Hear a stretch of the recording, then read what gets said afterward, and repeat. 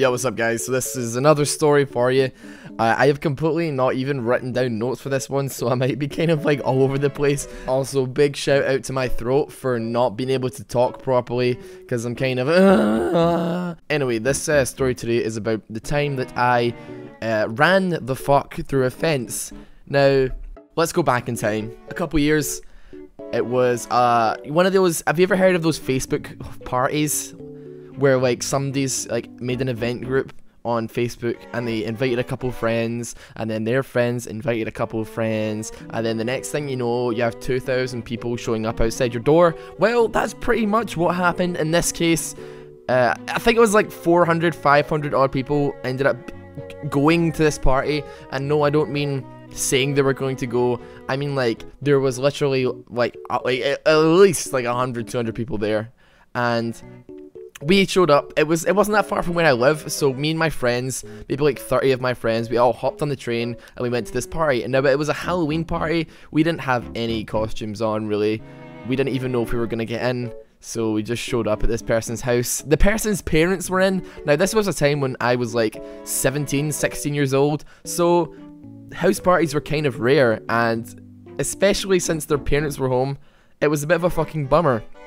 However, when we showed up, there was still, like, we looked inside, and people could not fucking move. Like, it was like everybody was playing sardines. They were all just crammed inside this building. And this person's parents were standing at the front door, like, almost getting in fights with people. Like, one of the girls that we were with, called Amy, who will appear in later stories down the line, because I have a funny story that involves her, where she drank a bottle of my piss by accident, and it's really funny, but I'll tell that at a different time. Anyway, this girl is like ready to this girl is ready to throw down. Like, she's dressed as like, I don't even know, like a cat or some shit, and this bitch is like ready to throw down with this 50-year-old woman outside someone's house. Like, this woman is just standing on her front doorstep, and this like 16-year-old girl is like ready to fucking grab her and shit and throw her. So like, we try and go around the back of the house.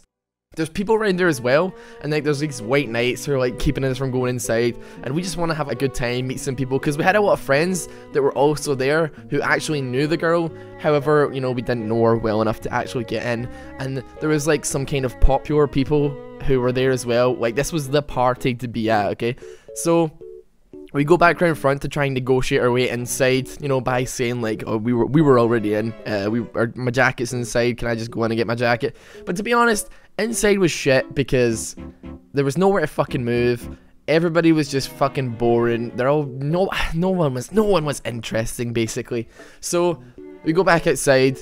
We're just kind of hanging around, because it seems like the party is actually outside, because that's where like fucking fights are starting.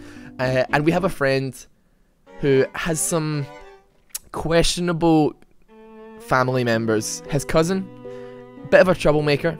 I actually grew up with the guy, and he was really nice to me, but when he hit high school, he kind of became a bit of a troublemaker, you know? Not the nicest guy in the world. Kind of like a lot of theft. His father was actually sent to jail for, I think it was money laundering, I believe. He was a crooked cop, you know what I'm saying? Anyway, this guy shows up with a bunch of his equally questionable friends, and suddenly we're like, oh shit, someone is going to fucking die tonight. Like, we are safe. I have never felt safer in my life, because I was with those guys. Like, people would have been scared of me, because I was with these scary fucking guys who showed up. And so like, they were like, wait, we want to go inside, we want to get drunk. Obviously that wasn't happening. So their fucking reaction to not being allowed inside was to just start setting fireworks off at people and like shooting them into the house and shit. And it became fucking pandemonium. Like, people were freaking the fuck out, and these guys were like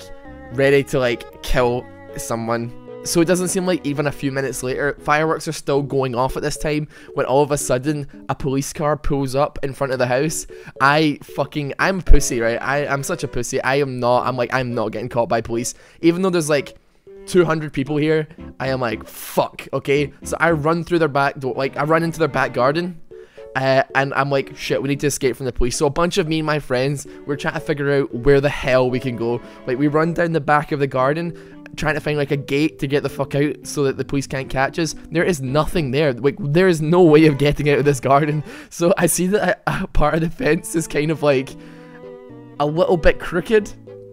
So I'm quite drunk at this point, so my only reaction to this was to just kind of take a step back and run as fast as I could into this fucking fence. So I run into the fence and it just like smashes and knocks over, so I pull down like a good 7 or 8 foot of fence. And then all of a sudden it was like the border, it was like the American border, and we were just like, all these people were just pouring through this fence, running away from the police. And like a guy, the garden that we went into, the guy who lived there came out, like it was like a family, like they came out to see what was happening, and we're just like running past them, like fucking running down through their garden, running past them and out the front into the street. It was at that moment that we realized there was no real reason to do that, because it was 2 police officers and 200 people, and like these guys, these police officers were fucking terrified.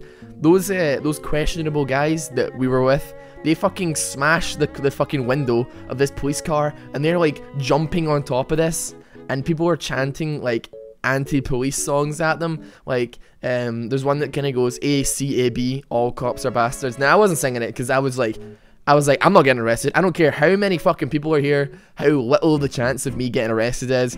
I'm not even fucking putting myself in that position, alright? So like, people were jumping on that police car. Like, one guy takes a piss on the police car, and these 2 police officers are just kind of like surrounded by like hundreds of people who are, and they're just terrified. Like, they're not gonna arrest anyone. They have no backup.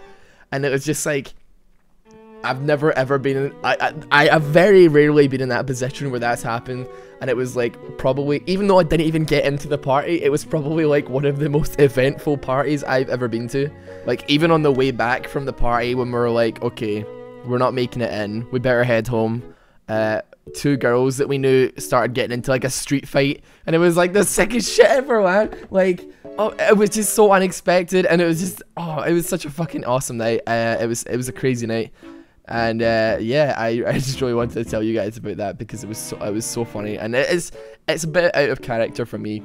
I've never really done that before, and I don't think I ever will run down a fence again. But regardless, if you guys enjoyed this video, I would really appreciate if you would throw a like, and if you want to hear more stories, of course, let me know. I've got so many more. Like, you have no idea. I'm kinda, that's not even one of the more weirder stories, if I'm being honest. They're kind of trying to ease you into these stories ever so slightly to give you a little bit of an insight into my life. Maybe get you guys a little bit closer to me. I hope you feel closer to me, because honestly, some of these stories reveal a little bit more than I'd like to about myself as a person. I've got a massive list of like all the stories I eventually want to tell to you guys.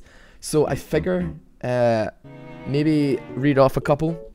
See which ones you guys like the sound of. Maybe you guys could pick the story that I tell for next time.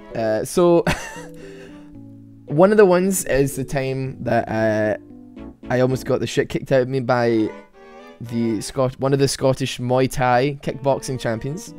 There was one time. Here's the story. Here's the titles of the story. Sorry. One of them is the Expo Fight Pit.